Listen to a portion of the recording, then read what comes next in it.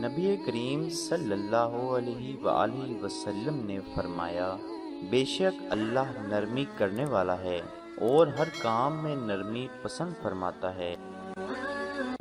نبی کریم صلی اللہ علیہ وآلہ وسلم نے فرمایا، قرآن کریم اللہ سبحانہ و تعالیٰ کو آسمانوں، زمین اور جو کچھ ان میں ہے ان سب سے زیادہ پیارا ہے۔ نبی کریم صلی اللہ علیہ وآلہ وسلم نے فرمایا، جو شخص اللہ اور آخرت کے دن پر ایمان رکھتا ہو اسے چاہیے کہ وہ صلہ رحمی کرے۔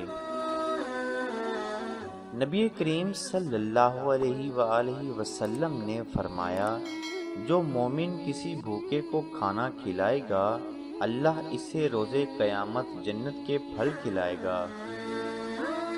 نبی کریم صلی اللہ علیہ وآلہ وسلم نے فرمایا، مسکین کو صدقہ کرنا صرف صدقہ ہے اور رشتہ دار مسکین کو صدقہ کرنا صدقہ بھی ہے اور صلہ رحمی بھی۔